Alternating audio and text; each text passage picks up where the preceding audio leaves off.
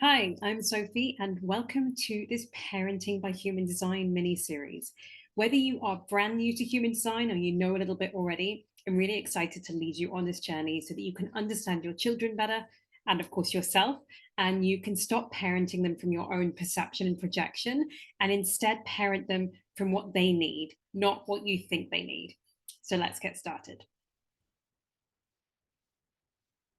So there are three classes in this mini series, and the aim of these classes is really to help you unlock effective conscious parenting. I often have people that come to me and say, like, I want to do conscious parenting or gentle parenting, but it's not working for me. What human design does is give you that extra level so that you can really personalize your parenting. You can use like the philosophy of conscious parenting or gentle parenting, but then you can personalize it according to each person's unique design. So if you have more than one child as well, you're going to find that there are probably different strategies and different things that you need according to each individual child. It's not like a copy and paste. It's not like you have one child and you have exactly the same parenting style or techniques for them, because they're going to have different needs. And so you're going to need to parent them in a slightly different way. But human design helps you to understand how you can do that. It kind of like takes out the guesswork for you. So using this is going to bring you deeper awareness, acceptance, and connection with your child, and indeed with people around you. I often find that understanding human design helps parents to understand their parents too, or even their grandparents or whoever they might have been raised by. It can really help to heal and break patterns generationally as we come to understand and accept those people around us, as we come to understand that whatever has happened isn't personal, it's just the way our energy is. So there are three classes in this series. This class is Parenting by Human Design, the basics. So you'll learn all of those basic parts about human design, whether this is brand new information to you or not. The second class is all about emotions. This is such an important thing for us to understand in our family, is kind of like who sets the emotional tone, and then different techniques and strategies of dealing with emotions according to our human design. And then the third one is a little peek into how we can best nourish our kids' brains and bodies according to some like deeper elements of the chart. So this is me when I had a different hairstyle. I'm a human design specialist, hypnotherapist, NLP and EFT practitioner, shamanic healer, transformational coach. I first found human design in 2011 when I was in the middle of my Saturn return. For those of you that know what that is, if you don't, that's kind of this astrological event when you're sort of like thrust into adulthood. I was at this time in my life when I was really sort of like soul searching, as many of us probably have done. And this was something that was presented to me. And I have to say, I didn't resonate with it. At first, it took me a couple of years to kind of come back in touch with human design, because I was so deeply conditioned that the information I received was literally quite frightening to me. It wasn't who I wanted to be because I was so stuck in who I was. I've since experimented with that a lot. I began using human design with my clients in 2019 and using it in parenting since before I had my son, actually, since I was pregnant in 2021. For those of you that are curious, I'm a 4-6 ego manifester on the right angle cross of tension. I have Cancer sun sign, Leo moon, and Libra rising. So quite the little mix. So what is human design? Again, for those of you that are completely brand new, I want you to just be aware that it doesn't have to be complex. Okay, this is where I like to make things easy to understand, simplified as much as possible, because sometimes when you come across this, it can just seem like a lot, because it is a lot, right? It's a synthesized system that combines astrology, the I Ching, the Kabbalah, the chakra system, and actually quantum mechanics too. So there's a lot of information. There's like a lot of shapes and colors and numbers, and often when people first see it, they're like, what is it? Like, what do I do with it? What is it? What are all these numbers? What are all these shapes and colors? So I'm going to go through in this class and just explain to you the foundational pieces you need to know to get started. Essentially, it can be described as a science of differentiation, because it does give us, with all of these systems that are synthesized together, with all of these layers, it really helps us to see how we're very, very different. And this is especially important for our children if we're raising unique individuals that are capable of making their own decisions, that are capable of like following their own path, rather than trying to fit in like perhaps we would sort of taught to or urged or conditioned to do as parents. So there are so many deep layers to it because it's a combination of all of these different systems. It is practical and applicable. One of the things I love the most about human design is there are strategies to use. So there are actually things that you can learn and experiment with on a day-to-day basis to see if it actually works for you, to see that in real time, not just kind of like some esoteric knowledge that floats around your head and like, oh, that's kind of interesting. There's actually things that you can do to experiment with. And again, that's where I like to help parents in drawing those things out and kind of going, okay, well, I can see this and this, try this, see how it works, and come back to me. And it doesn't have to be complex. The basics, which I'm going to introduce you to in this class, are actually easy to grasp and apply, okay, especially when it comes to children. It's actually easier to see this and understand this when it comes to children than it is for us, because as adults, we are conditioned. So we are not necessarily in the fullest expression of our chart, or we could be in an unhealthy expression of it. Where most of the time when we see young children, they are naturally exhibiting these qualities. This is the blueprint of their soul. This is a design of who they are. And so until they get conditioned, they're naturally exhibiting these things. So it's often very interesting when I reveal things to parents and they're like, oh, my child already does that. And it's like, yeah, that's a part of who they are. And so then you can really understand that and you can nurture those strengths and those qualities within them. So the benefits for parents, like I said, it allows a more tailored and empathetic approach to parenting. It enhances your ability to communicate more effectively because you can understand different communication techniques or strategies according to different parts of the chart. It enables you to meet each child's needs. So if you have more than one child, or even if you have one child, it enables you to meet the needs of each individual in a way that resonates with them. Okay, not that necessarily is what you needed as a parent as when you were a child, but what resonates with them. It offers you insights into your child's personality and potential that you can actually almost, to some extent, forecast things because you can foresee things about them before they even kind of come into existence. So, for example, if you have a newborn and you're starting even at that, when they're very young, to understand what they might need in terms of education, you don't kind of need to wait until they get there. There are things that you can see already in their chart, which are potentials that you can actually make decisions or start to make decisions when they're very, very young.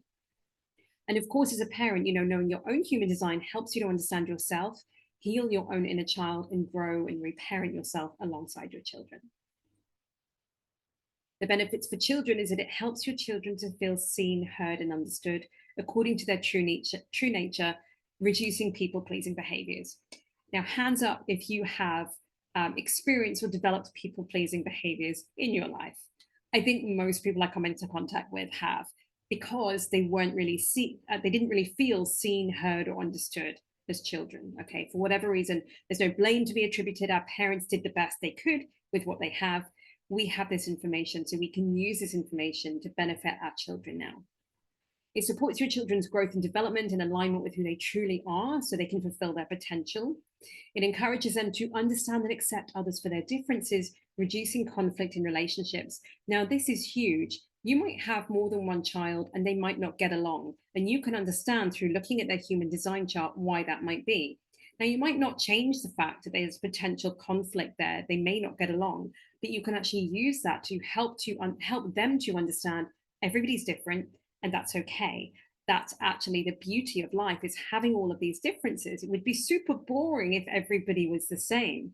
So you can use this when they're really, really young to help them to accept others' differences. And this is just going to help them as they grow older, because inevitably they're going to come into situations in their life where they don't get on with someone.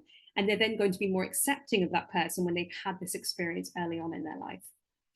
And hopefully this reduces the need for them to undergo soul searching like I did, or therapy like I did later on in life, because from a young age, they're going to know who they are. They're going to have that understanding of themselves, that understanding of their strengths and their potential. And, they're less likely to need to undergo those kinds of things later on in life.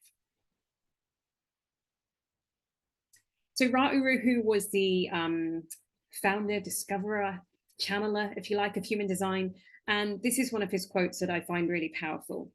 The moment that you recognize your child's uniqueness, you have to see that that child is going to carry the power of your recognition of that into their lives.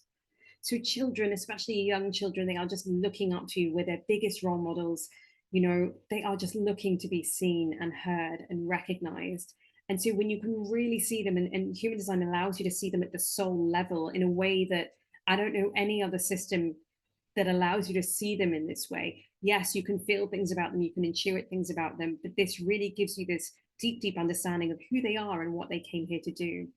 And to be able to have that recognition early on is just absolutely huge. We will only see the benefits of this in generations to come because we're really the first generation that is using this information to raise our children. But I just think there's such incredible potential for children that are recognized from such an early age.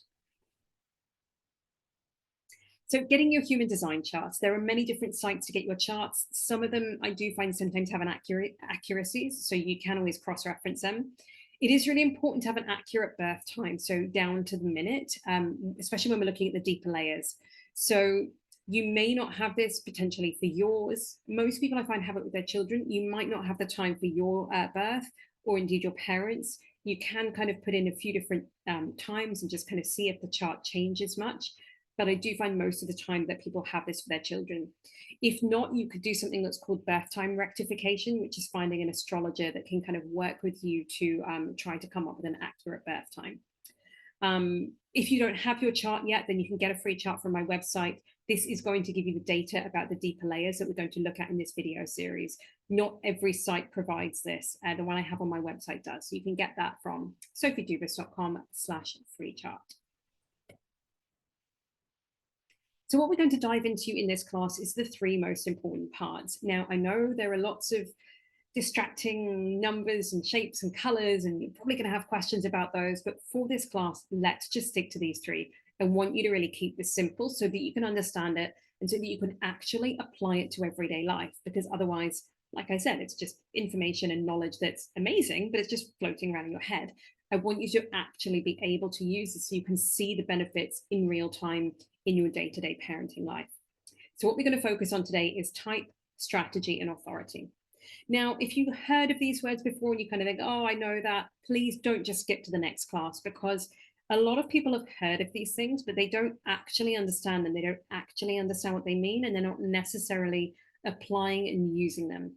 Now, if you do skip ahead to some of the, more fun and cool and interesting parts of the chart, and you don't have these three foundational pieces with a deep understanding, you're going to be missing the mark, because it's like building blocks, right? Those of you that have, got young children, like, those building blocks, you have to have them one on top of the other. If there's no foundation, you've got nothing to build upon. So please don't skip ahead thinking, oh, I already know that, that's really boring. Please just listen to this as well, okay, so you actually understand what they mean, because chances are as well, I'm going to be presenting this information to you in a different perspective than what you've heard before, because I'm a different person. Right, so the 4 types. Now, before anyone gets on at me and goes, no, there are 5 types. There are not, there are 4 types. I will say that till the cows come home. And I will tell you why. As we go through this, I will tell you why there are 4 types and not 5, okay? Type tells you about your child's distinct characteristics, their energy dynamics, and essentially one reason like why they're here. The 4 types are manifestors, generators, projectors, and reflectors. Manifesting generators are a subtype of generator, okay? And again, I'm going to explain why in a moment. Now, each type has a corresponding aura, strategy, signature, which is something they're kind of aiming towards, and not self-theme, which is something that you kind of don't want to be stuck in too much. In terms of population, you can see here the approximate population split. So manifesting generators are part of the generator type as well. So manifestors. Manifestors are the initiators. They're here to create an impact in the world. They're about 9% of the population. They need independence and respect for their need of autonomy. Their greatest conditioning is being seen as too much, so they are often made small and the world is deprived of their impact. Their signature is peace, and they're not self-theme, it is anger. Their existential question in life, like this kind of burning question they have within themselves, is who do I impact? Okay, so what happens with a manifestor very often is if they get highly conditioned as a child, and I'm speaking from personal experience here as well, they can either kind of like rebel and just like really kind of push against. They don't want to be controlled, so they either rebel and kind of like push against, their parents or authority figures, or they kind of shrink. Okay, and then the world, like I said, is deprived of their impact. So we want to be really careful with all children that we're not conditioning them too much, especially to like be another type when they're young. So let's look a little bit more about the manifester. Their aura is closed and repelling. Now, when I first heard that, I just really didn't like that. I was like, well, that's why I repel people. That's why people don't like me. You can think of it, if it helps, you can think of it as protective energy. Essentially, their aura is closed and pushing back to protect their innate creative energy. Okay, it's designed to push others away. Now, for children, this can feel confusing because it happens on an energetic level, not a mental one. Okay, and so children might not understand why. Maybe they're told they're standoffish or they're kind of shy or whatever it might be. They don't understand why people sometimes don't approach them, or why they feel different, or why they maybe feel, outcast, because this is the aura that's doing the talking. Like, our aura speaks before we do. Our aura is energetic. It's about approximate 2 meter radius that goes around us. It's an energy field. And so that speaks before we do. And so oftentimes manifested children don't understand why they feel different. Their strategy is to inform. Now, the strategy is the way of going through life with the least resistance. The manifestor strategy is the only one that actually needs to be taught. It's not something that is innate within the manifestor. They don't really need a strategy, but the strategy for a manifestor helps them to have that least resistance in life. Okay, now with children, this is very different with manifestors, by the way, for adults and children. For children, they need to graduate to informing. They need to start by asking permission and then graduate to informing. But they need to understand that although manifestors just kind of think they can do whatever they want, they need to kind of learn to play the game of life. So as children, they need to learn to ask permission, not to just kind of go and do what they want. Because if a manifested child just walks out the door, the parent has zero idea where they're going. So they need to say to their parent, I want to go and ride my bike outside, for example. They need to understand that because no one can read their aura, they can't predict what they're going to do. And this is actually what tends to make parents and authority figures want to control the manifested child, because they can't predict them. They can't read what they're going to do. And so what do you do when you can't predict something? You try to control it. And so this is often what happens with manifested children, is they try to be controlled, which is just going to go against this need for independence and freedom that they have. And it just creates really intense power struggles sometimes. So when we can teach a manifested child to inform, or as a child to start by asking permission, then they get to understand, okay, I have this power, I have this power to just be able to do things, but I need to be able to kind of like work with other people as well. They're going to then have less resistance in life. Like if a child asks their parents, hey, can I go ride my bike outside? Hopefully the parent is going to say, yeah, sure, go ahead. Or not right now because dinner's in 5 minutes. You can go and do it afterwards. And there's just going to be less resistance for both the parent and the child. Generators and manifesting generators together make up approximately 70% of the population. It's roughly 50-50 then split between them. So I think it's about 37% manifesting generators and about 33% generators. Again, approximately 50-50 within that. So they are the builders. They're here to know themselves and do what they love. Now, generators and manifesting generators tend to do better when they're asked closed questions. So this is a question that is basically like, do you want pasta? Yes or no. A closed question is a question where the answer is generally going to be yes or no, as opposed to an open question, what would you like to eat? So the reason that they tend to do better with being asked closed questions is to do with them having a defined sacral center, which really just kind of operates this energy center in like, yes, no. It just responds. It's designed to respond. So all generators and manifesting generators have in common a defined sacral center, okay? And if you're looking at a chart, you'll see it's the second one from the bottom, kind of right in the middle, sort of about where it would look like the stomach is, for example. So they all have that. That is what characterizes generators and manifesting generators, that they all have a defined sacral center. And so if we ask a generator or manifesting generator a lot of open questions, it can cause them, because they're designed to work from the sacral center, it can cause them to kind of like go up into their mind and start thinking about things. And as you'll come to see in human design, we never make decisions from the mind, always from our authority, which is usually somewhere in our body.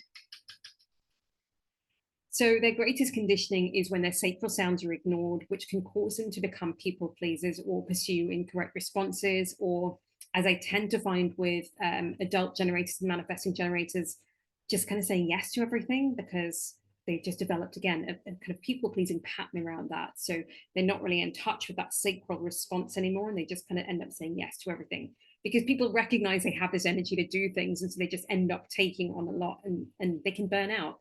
It's a bit of a myth that generators don't burn out. People sometimes say, oh, they've got this, like, endless energy to do things, but that's absolutely not true. If they are doing things that are incorrect from them, if they're doing things that they don't love, they can absolutely burn out. Their signature is satisfaction. So the sacral center really just loves to put energy to good use. It loves to do things that satisfies that person. And then not self-theme is frustration. Their existential question is, who am I? So they are here, like I said, to know themselves and do what they love. So understanding human design is a wonderful thing for a generator or manifesting generator. Their aura is open and enveloping. So it's kind of like this big hug or embrace. It's like drawing people towards them and drawing opportunities towards them. It's like a magnet, okay? And it's drawing them towards the sacral center so that that sacral center can respond yes or no to what they have the energy for, to what they love. So their strategy kind of works in relation to their aura. Their aura is bringing things in, and then their strategy is just to respond. Sometimes you'll see wait to respond. There's generally not like a lot of waiting in the sense that we think about waiting, because it's very much the aura is just kind of bringing things in all the time, okay? But what's happening is they're responding to things outside of themselves, because again, that aura is bringing things in. Whereas a manifestor is creating from something within them, or something, just like a kind of innate driving force that is within them. A generator, their aura is bringing things in for them to respond to. So it's actually really quite simple for a generator, but our minds love to complicate things. They just need to learn to trust their aura, that their aura is going to bring things in, bring opportunities in. They don't need to force anything. They just got to wait to respond. Now, this is easier for children to grasp, obviously, than adults who are highly conditioned. So if you find yourself going, well, that just sounds too easy, then high conditioning. We then move on to projectors. Projectors are approximately 20% of the population. They are the guides, so they're the newest type in human design. They're here to know others and to guide them when they've been recognized and invited. This is really important. They really need to be recognized, be validated, have their insights and their wisdom acknowledged. Now, of course, all children need this to a degree. Projectors need that extra bit of recognition, that extra bit of validation. When they're not seen and heard, it can cause them to become bossy and give unsolicited advice.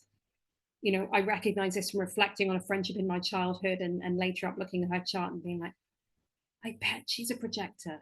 And lo and behold, she is. And that was coming out a lot. She was often called bossy, again, because she wasn't probably recognized and invited to share this wisdom that she had.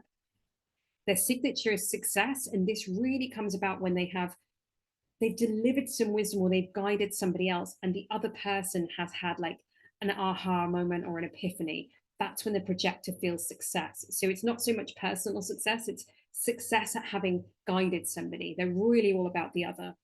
And they're not self-theme as bitterness. This often comes up when they're not recognized, they're not invited, because they know that they've got this wisdom and this guidance that they want to deliver. So it's really important for them to, be around the correct people who are going to recognize and invite them. Their existential question is, who is the other? Now, obviously, in order to understand who the other is, they do also need to get to know themselves so that they can distinguish between what is their energy and what is the energy of somebody else. So it is important for projectors to have alone time. It's also super important for projectors to have one-on-one time. So if you have a projector child and you have other children as well, get one-to-one time with your projector child as much as possible. Daily, if you can, but make some special time to really connect with them one-to-one. A projector's aura is focused and absorbing, and it can feel quite intense at times. It can feel like they're literally like burning into the depths of your soul, because that's kind of what they are doing. Their aura is designed literally to go straight into the identity center of another person. And for this reason, they work particularly well with generators, because generators, again, have that open aura. So it's open to receiving that projection, that guidance from that projector. Sometimes there can be friction between projectors and manifestors, because again, manifestors have that closed aura. So a projector is trying to see into them and they meet that resistance. And that can sometimes, just cause like a little bit of conflict as well, particularly occasionally between siblings as well.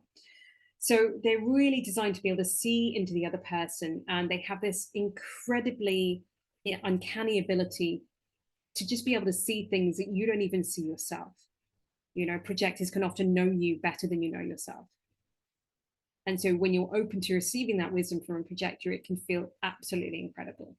So we really want to nurture this wisdom, this potential in projected children from a very young age, to let them understand how special they are in this particular way, but to help them to recognize when they're invited and when they're not. Their strategy is to wait for the invitation. Again, this is kind of going hand in hand with their aura, okay? Because if they try to kind of go in uninvited, they're going to meet resistance, okay? Or people are just going to shrug them off. They won't be recognized. So we need to teach projected children to learn to have patience, to wait until they feel recognized and invited to share their wisdom. This is going to determine their success or bitterness in life. And there's nothing more disheartening than seeing a bitter projector adult who has just not had this opportunity to really live out the potential in their life. Reflectors, last but not least, these are mirrors. They're approximately 1% of the population. So really inherently quite misunderstood and a very, very different way of life than the rest of us. They're the only beings that are guided by the moon, lunar beings, I was going to say, rather than those of us who are guided by the sun, who are solar beings, the other three types of solar beings. So reflectors really here to show us what and who is healthy in our environment or not. Because of this, they need a supportive environment. This includes the people around them as well. They're very susceptible to influence from their environment, from the people around them. They also need ample time to be able to process their experiences. Now, reflectors' energy changes daily. It's changing all the time. Their greatest conditioning is when they're in incorrect environments, when they're rushed or they're made to feel that this changing energy or identity is somehow wrong. It's almost like, you know, they wake up one day and they're kind of really quite different to how they were yesterday. And, you know, depending on the age of your reflector child is going to depend on like what you recognize about this, but their energy is changing all the time. They need to know that that's actually a beautiful, inherent, special part of who they are, not that that's kind of weird or like, you know, because nobody else is like that. Because again, remember, they're a very small percentage of the population. It's just 1%. Their signature is surprise. So when they're in an environment and surrounded by people who are like healthy or, you know, inspiring or just kind of delightful, they feel surprised, they feel great. And they're not self-themed as disappointment. So if they're, you know, around people that are kind of quite draining and like just not in a good space, then the reflector is also going to feel drained. Somebody once described to me, and I think this is really relevant for reflectors, people can either be radiators or drains. They can either radiate this energy or they can kind of drain you. So reflectors are very, very susceptible of who they are around. Their existential question is like, who am I today? Remember I said they have that changing energy every day, or who is different. They're looking essentially like energetically for who is different, so they can kind of like, you know, gravitate towards those people that are different, who are, you know, making a difference in the world, who are healthy, or the environments that are healthy. Their aura is resistant and sampling. So even though a reflector, when you see their chart, you'll notice that all of their centers are open or undefined. All of them are like uncolored. They're not colored in. So this means they're picking up all the energies around them and they're reflecting them back. However, even with this, they actually are not quite so susceptible to conditioning as some of the other types because of their aura, because their aura is slightly resistant. So their aura is designed, I like to describe it as like a bunny at a buffet. That aura is like, you know, taking a little nibble of everything. It's sampling the energies of other people and places around them, but it's also resistant. Some people describe it as like Teflon, like things just kind of slide off it.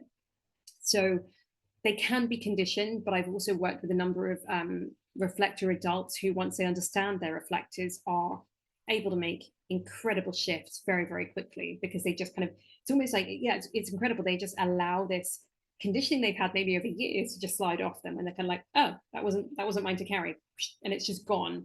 Whereas when I've worked with other adults, helping them to like let go of conditioning, it's a much lengthier process. So that's been very interesting to observe. What they're really here to do is like really be the barometer of a community. So having a reflector in our community helps us to understand like what's healthy and what's not, what's going well and what's not. Their strategy, as well as their authority, is to wait a lunar cycle. So like I said, they're ruled by the moon.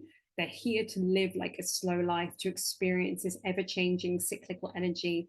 Now they do go through somewhat of a routine in their cycle, in the sense that the moon moves through all 64 gates in the same direction each month. So there is kind of a form of familiarity to their energy, but it's going through on a 28, 29-day basis. So they really need to be able to take their time.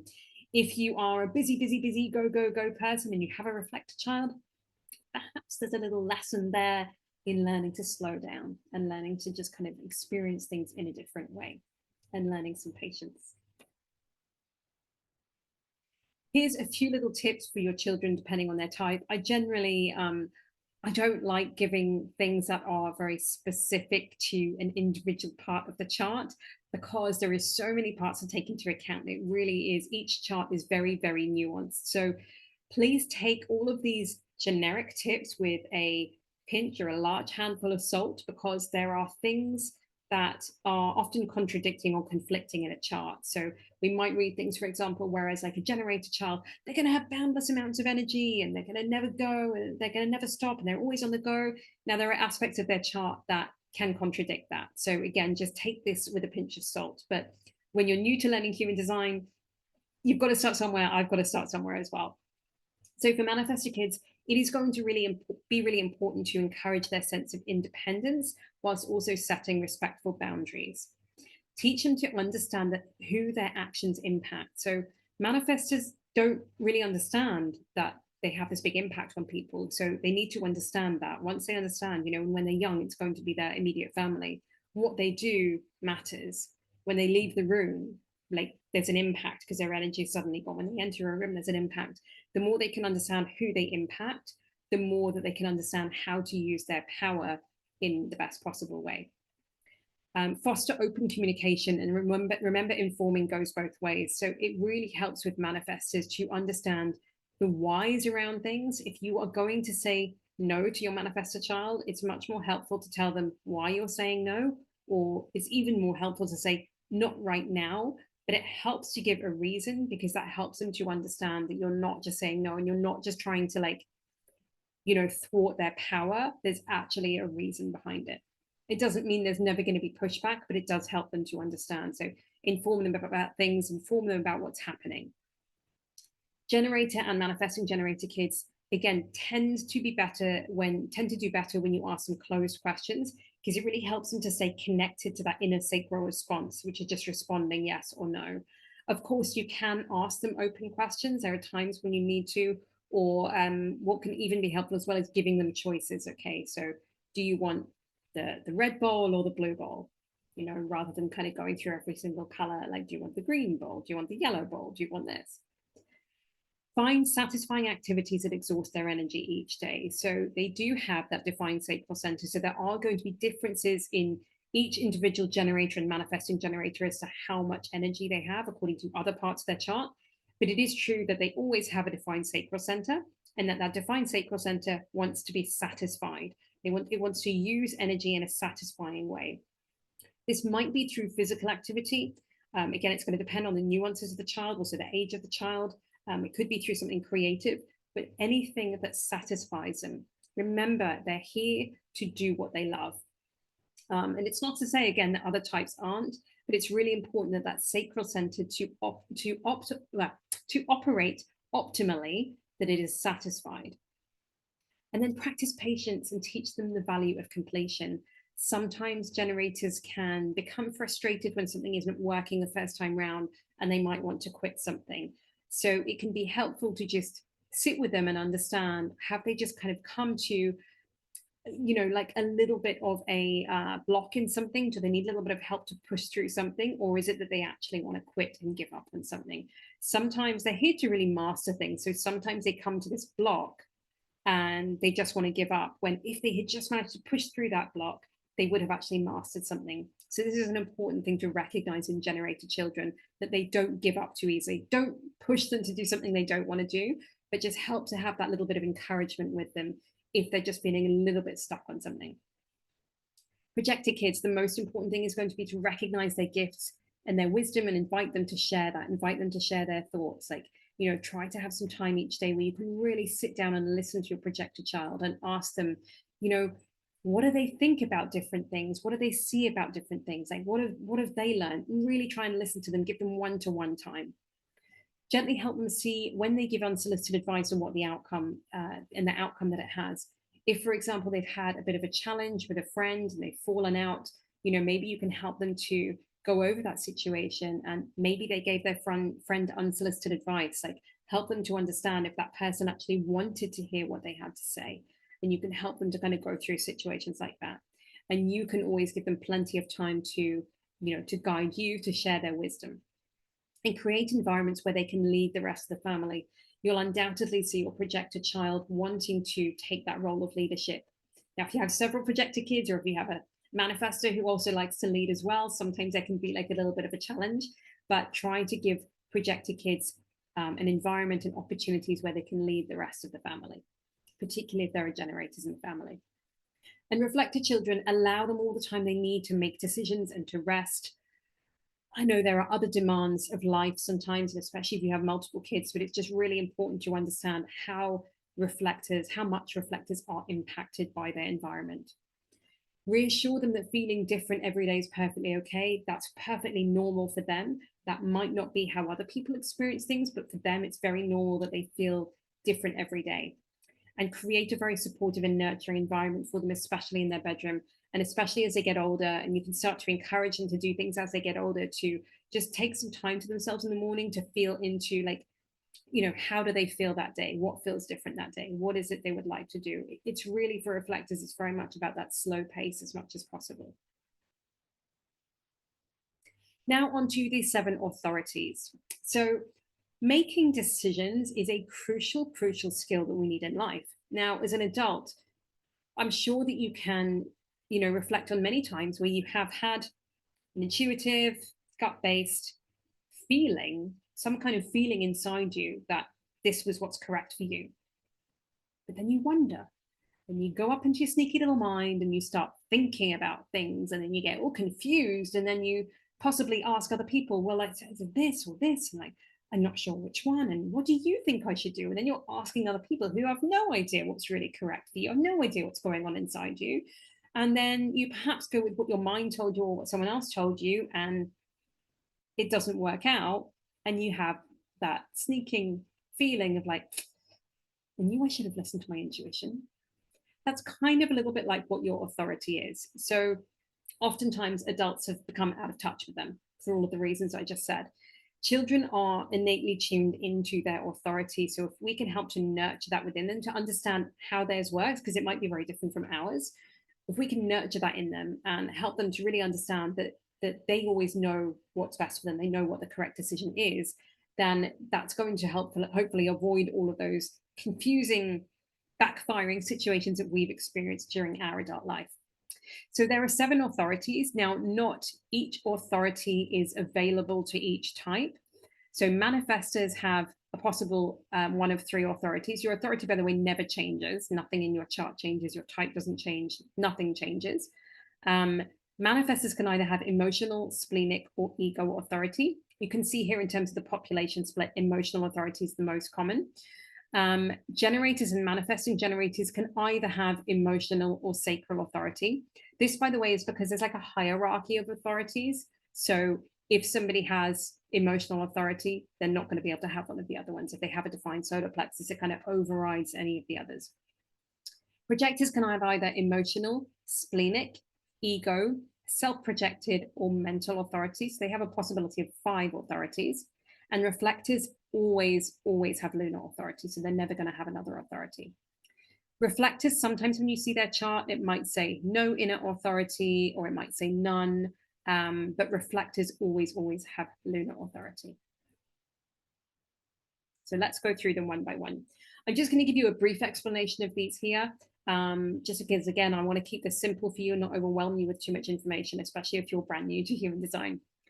Emotional. Let's just keep it simple and say they're not designed to make spontaneous decisions, okay? They go through this wave of emotions, and so they're designed to basically take their time. Some great advice for emotional authorities is to sleep on it. Sometimes they can be really excited and they want to, like, say yes to something straight away. So you don't want to squash that excitement. You don't want to go like, well, you might change your mind. So, why don't you just take your time? Just encourage their excitement. Be like, that's great. I can see that you're so excited.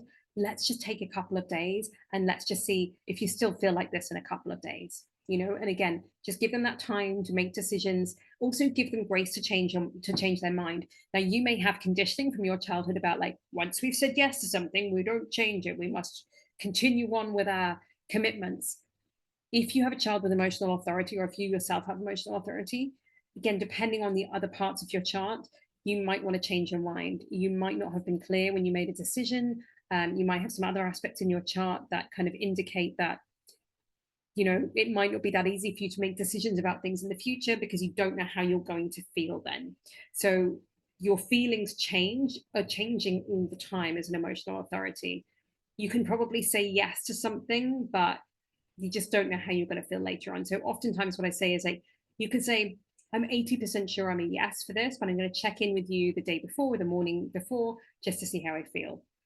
That's a way of you being able to kind of say yes to something, but just again, letting the other person know you're going to just check in with them before the event.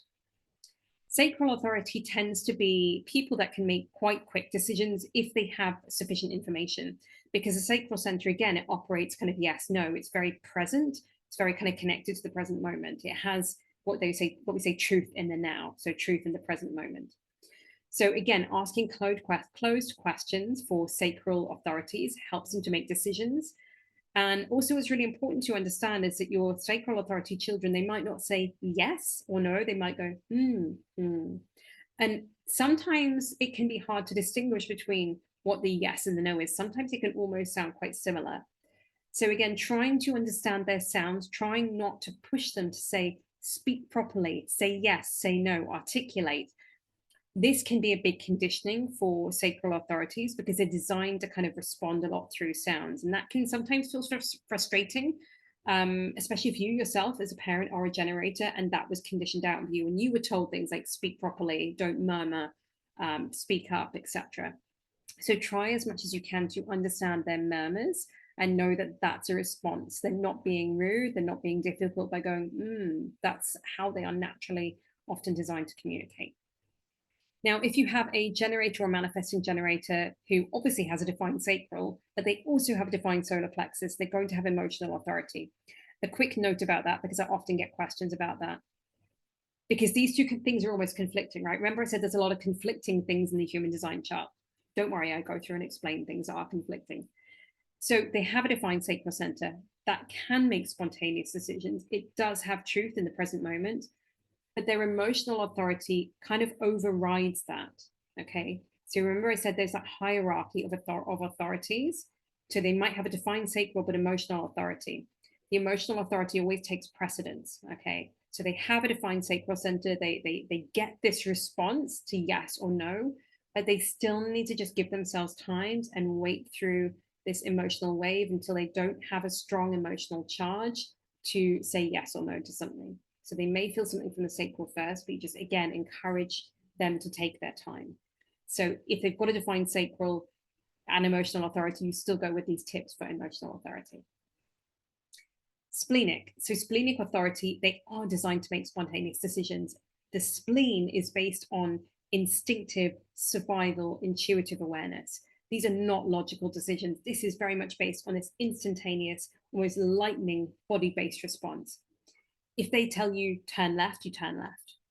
Don't, as a parent, don't question their knowing. Don't ask for an explanation. You really need to allow them to trust those instincts, because if they get questioned, they're going to start to question it. And it's not something we can logically explain. It's not logical. It's something that's felt in the body. It's instinctive, intuitive survival instinct. And they need to be able to trust that, because that is what's going to keep them safe in life. Okay. So it might be like, you might want to question, well, how did you know to turn left? Because later find out that it was an accident on the direction that you were going. They're not going to know. So try not to question splenic authorities when they're making decisions. If you don't understand it, just try to accept it and allow them to trust those instincts in their body.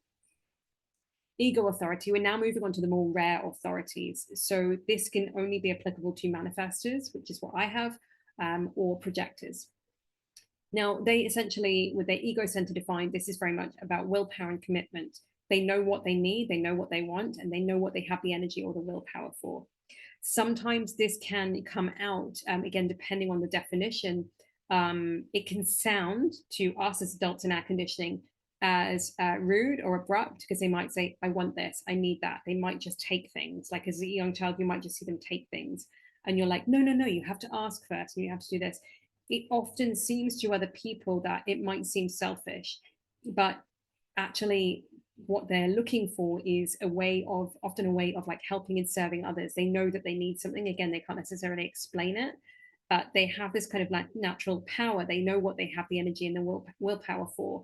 And they're just kind of very sure about that. They're very direct with that. So if they get called selfish, again, this is going to develop people pleasing tendencies.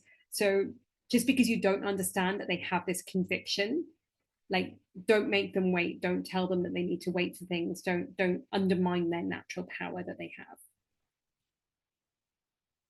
Self-projected authority, this is only for a small percentage of projectors. So their decision making comes from their identity center.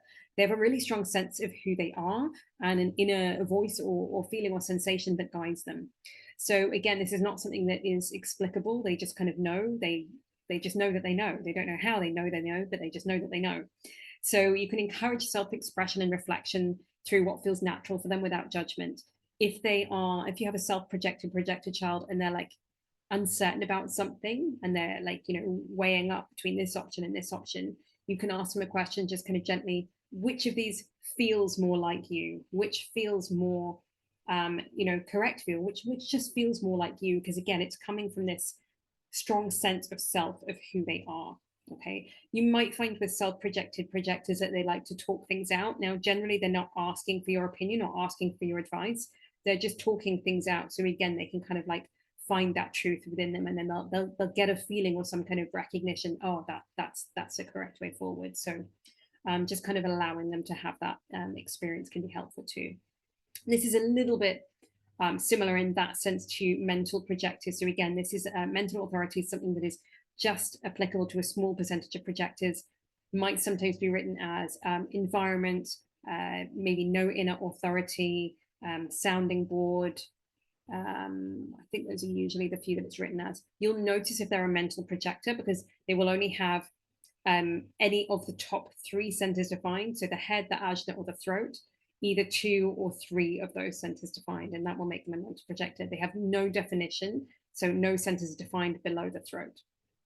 So mental projectors are kind of just taking things in from their environment, and they're just kind of, because they've got all of this openness, they're taking things in and then they sort of need to process that. They need to be in a healthy, supportive environment to be able to make correct decisions. And also that means being around people that feel good for them, feel correct for them as well. So if a mental projector is uncertain about things, it can help for them to sort of be in different spaces, be in different environments, be around different people before they make a concrete decision about something. It can help them again to have a safe person and a safe space to be able to soundboard with, basically, to be able to speak things out so they can hear the truth in their own voice. So this requires you just being there and not saying anything, but like literally just being present. So the mental projector can just kind of like, voice things out. Okay, there's often not anything you need to do or say, but they kind of, through saying something, they're just like, oh, that's it. Okay, I've got it now. And then lunar authority, which, like I said, is just for projectors. So they need time and space to honor their cyclical decision-making process as the moon moves through all 64 gates of the human design mandala in a lunar cycle. So this is very much about taking their time. Encourage them to be, don't rush them. Obviously, sometimes there are going to be circumstances where decisions need to be made more quickly, and it's not always possible to kind of go through a whole lunar cycle, just the demands of life, but as much as possible encouraging them to like take time to make decisions. You can, for example, start to implement this with them a month or a few weeks before their birthday.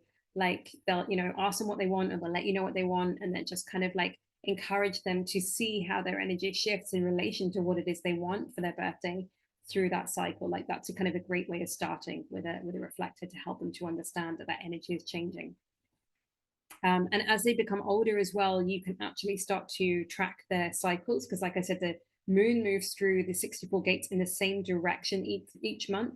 And you can start to then notice patterns as they get older, like, oh, when it's kind of been 13 days, like they feel a little bit like this. And when it's 17 days, they feel like this. And it's not going to be exactly the same every month, but there's often a little bit of a pattern to it. So now you know this information, you can consider in relation to authorities, who in your family, your immediate family, who has different authorities. Maybe you will have the same authority. Maybe you will have completely different authorities. Take it back to basics and understand this. Who is designed to be pretty spontaneous and who needs more time? So the more spontaneous authorities tend to be sacral, splenic, ego, sometimes self-projected. And then the ones that need a little bit more time are emotional, lunar, definitely, mental, and again, sometimes self-projected. And then to understand what does each person need to be able to make correct decisions for themselves. So like I said, there are a couple of authorities here where being in a particular environment, being in a nurturing, nourishing environment is going to be much more important for them versus some people are just going to be able to make snap decisions. So it's really important to understand the difference in terms of decision-making authorities between parents and children. Because, for example, if you are someone who is designed to make pretty spontaneous decisions, like I'm ego authority, I usually make decisions pretty quickly. My son has emotional authority. If I just tell him to hurry up and make a decision, that's not correct for him. But that's that's my experience, that's how I'm designed to work. So it's going to be natural for me to project that onto my child, but that's not how he's designed. That's not correct for him. Even within my family, my father made a comment once about my mom taking ages to make decisions. My father is sacral authority, my mother is emotional. They're both correct in their own way of making decisions, but they're different. So again, seeing these differences helps us to understand the beauty of us all being different, and helps us to understand each person and what they need. And that obviously helps us in turn to raise our children with what they need, not what we think they need. So keeping this simple, I'm always going to bring this back in this video series for you to keep things simple, because again, I know there's a lot of things to take into account, especially if you're brand new to human design. Look at everybody in your family. What is their type? What is their role in life? What's that existential question? What are they driven to kind of understand in this life? What's their strategy? Their strategy is how to interact with others, how to go through life with the least resistance.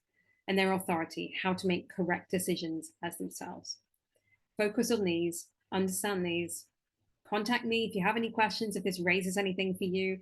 And I hope that you can use this information to elevate your parenting, to unlock those extra levels of parenting, and just to have a deeper connection with your kids. I hope you'll join me for part 2, where we are going to talk about little people and big feelings and navigating emotions through the lens of human design. It's such an important thing to understand, especially when we're all learning more about emotional regulation and trapped emotions and stored emotions. So this is a super important class. I hope to see you there.